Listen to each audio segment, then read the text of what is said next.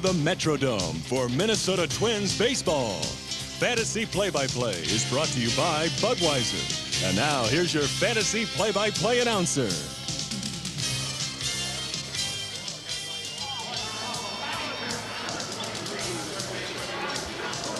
Well, good evening, ladies and gentlemen. We are coming to you live from the Metrodome in Minneapolis, Minnesota, where the Minnesota Twins are taking on the Chicago White Sox.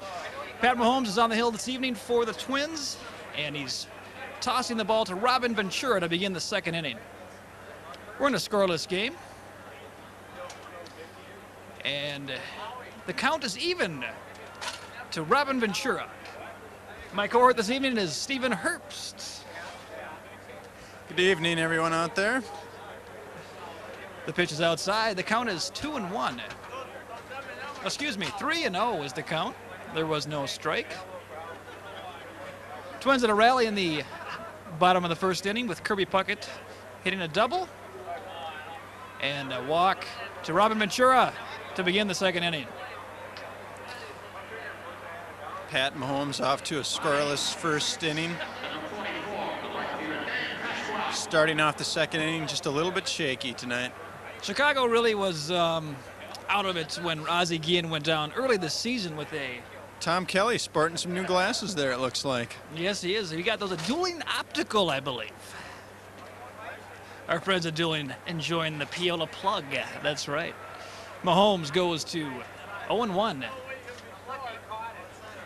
to Dan Pasqua, the left fielder for Chicago this evening. The pitch is outside. Count even 1-1. Chicago sporting the black and gray uniforms. They change uniforms just about every year. I don't know what that is. They have something for uniforms over there in Chicago. The pitch is a strike. 1-2 the count. I personally like the old-time uniforms with the pinstripes. Those are absolutely wonderful. Brings back memories from before I was even born. And a foul straight backwards for some lucky fan. I wonder if a survey has ever been done for baseball fans that actually have gotten baseball balls in their visits to the ballpark. Throw over to first base, and Ventura is back. I believe it's 1-12. 1-12. For those who have appeared in 5 games or more, it's I was lucky enough this year to get a ball. Exactly. And I know 11 others who weren't, so. That equals out then, 1-12. You got it. The pitch is low to even the count. It deuces 2-2 with no outs. In this goose egg ball game, 0-0 in the top of the second. Pasqua off to a ooh. And a rip at that ball, and he's down. Strike 3. One away in the top of the second inning with Lance Johnson coming up, the speedster from center field in Chicago. Pasqua was looking to put this one over the right field seats, over the baggie, and couldn't quite pull it. He's not too upset, though. He knows he's got a cold beer waiting for him at the end of the game. The first pitch to Johnson is a little low for a ball. One of the many people with speed on the team. Others include Raines. Guillen is out for the season. That's hurt their stolen base total. That ball, they had the altitude of a DC-10 coming in for a landing. A little high, and it's a ball. 2-0. As you can see, Lance Johnson batting .433 against the Twins. Always has been tough on the Twins. Lance Johnson is a real backbone to the Chicago team. One of the players that has held the team together in times of struggle when they've gone on a 5-game losing streak. Johnson has gotten real hot and brought the club together. The count to him is 3-0 currently. Mahomes throws a strike. 3-1 the count. Let's remember, earlier in the season, Johnson had a 25-game hitting streak. Pretty impressive. Can never underestimate him. Robin Ventura takes the lead at first. Mahomes throws over there. Says, you ain't going nowhere. Gene Larkin is the first baseman holding Robin on. Oh, the pitch is a line drive right to Gene Larkin, who steps on the baggie, and we are out. done complete kaput for the bottom of the first inning. Doing his Ken Herbeck impression there. Where we have Gene Larkin. Scoreless ball game. You're tuned to Minnesota Twins baseball and fantasy play-by-play. Now let's take a quick timeout.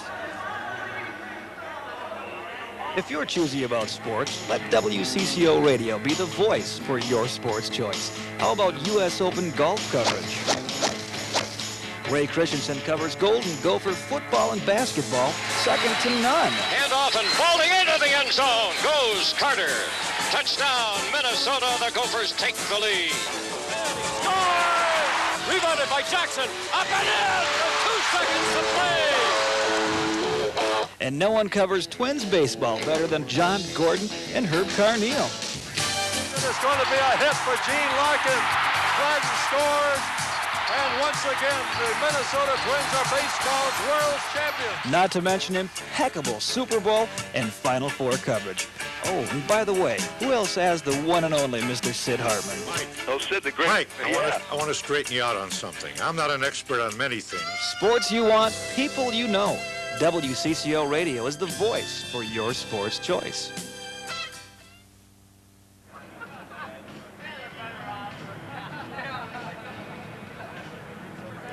No matter what you think of my performance, I look great because Fantasy Play-by-Play is recorded on Maxell tape. Maxell tape for professional broadcast quality. That's right, Mr. Herbst. Nothing like a good tape to up your looks.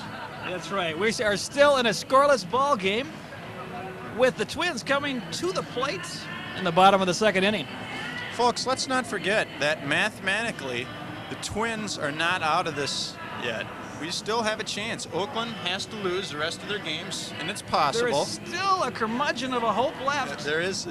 That Oakland still could possibly lose every game. Let's hope for Jose Canseco to have a quite hearty appearance in the old Oakland Coliseum when they visit. The Texas Rangers visit Oakland. Twins again, they have to win all the rest of their games. It's possible. Still possible. Don't ever say quits. And as you can see, there are lots of fans who never say quit. We're filled with about 9,000 people here, packed. To say the least. At least in a couple sections, it's packed. Maybe Well, not. we are the diehard baseball fans coming to enjoy our Twins. And Harper starts things out with a high pop-up to Lance Johnson's coming in center field, and he makes the grab. Harper, one who will rarely walk or strike out. He likes to make contact with the ball, and there he did it again, but just didn't put it where he wanted to. Just call him old Mr. Contact. That's right. Gene Larkin steps in at the plate right now, the switch hitter, batting. He's batting 240 currently. Keith Bowden's favorite player here. Our hero from the 7th game of the 1991 World Series. No one will ever forget that hit. The pitch is outside for a ball. We're at 2-0. Unfortunately, Gene Larkin may be forgotten after this year. He may not be around next season. Oh, I don't know about that, Steve. I think the Twins may hold on to him for another year. He's about the only left-handed power we have left. Well, with an unhealthy Herbeck, they may want to keep him, but I think Herbeck's going to come back next year, and we got to start relying on younger players who don't need to be paid as much. That's putting it in an eggshell, if I do say so myself. The pitch to Larkin. Outside, the count goes to 2-2. That was a strike on the right side portion of the corner. What kind of pitch was that, Steve? That was one. That was a ball. Back in your days on the old mound, and a little nubber up the middle. Abner cannot throw the ball. Gene Larkin's in there with a base hit. Couldn't quite get a handle on the ball. Larkin known for putting some wild English on the ball. He does practice that. It's an art. It's called baseball English. Something you're not taught in. Can the Louisville Slugger do that? Do they have to make it a certain way? Is there a certain kind of wood? There is a certain type of wood, but it's something that we're not really privy to. It's just among baseball enthusiasts who actually play the game. And Larkin grew up putting that old English on the bat. And that's not the Cologne, Old English. Does he have the capability of stealing this base? If Gene Larkin steals a base here, I will be very amazed. He's kind of a career leadoff man. He always leads off, but he never actually leaves. Leyes at the plate takes that pitch for a strike. Low strike zone tonight by our umpire. Leyes has been in a bit of a tailspin, gradually dipping down to 254 average, as you can see. Had a good year last year, though, in the championship season, hitting 286 with, I believe, 9, 10, 11 dingers. Larkin leads at first. McCaskill looks over, and the pitch. Inside for a ball, 1-1 the count to Mr. Leyes. 74 degrees in the dome this evening, and it's very comfortable temperature. A little cold outside, though. 53 degrees is our game time temp. On nights like these, it's not so bad having a dome.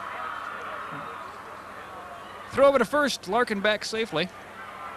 Frank Thomas, and a balk is called on Kurt McCaskill. That's about the only base you'll see Larkin steal is the one when he's trotting over on a balk. Sounds about right, Stephen.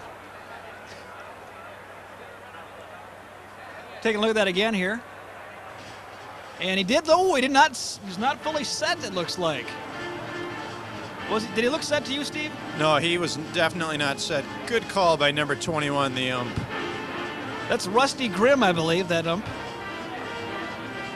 The big old blue mask. He says, he can hit me, but it's not going to hurt because I got this big old blue mask on. Kurt McCaskill's looking in. And Gene Larkin taking that lead at second base now. I guarantee he won't have another balk this pitch.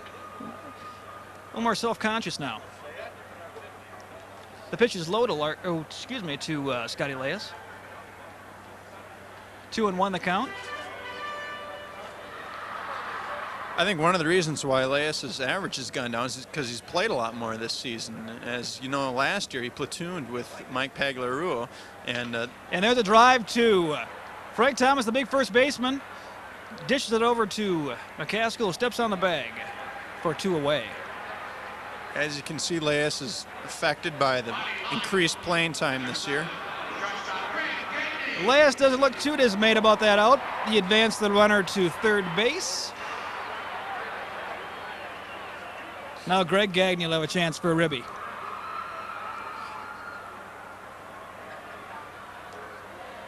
McCaskill having a tough go of it this evening. Every inning thus far, he's had a little trouble.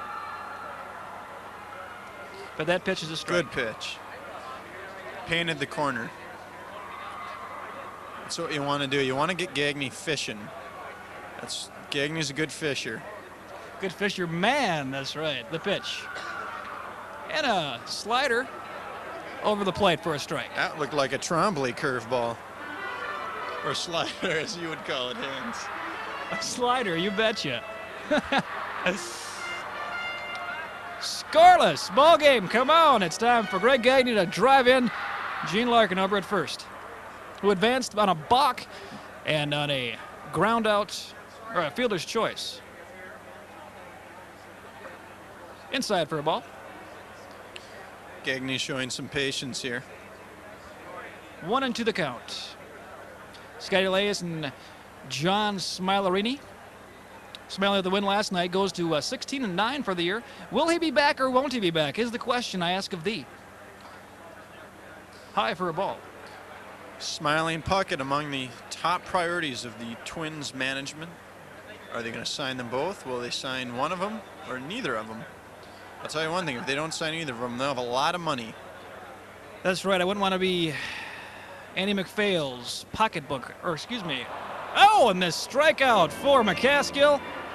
And that'll do it for us. This has been Hans Johnson along with Stephen Herbst. It was a pleasure, Hans. It's a good pleasure being with you, Stephen.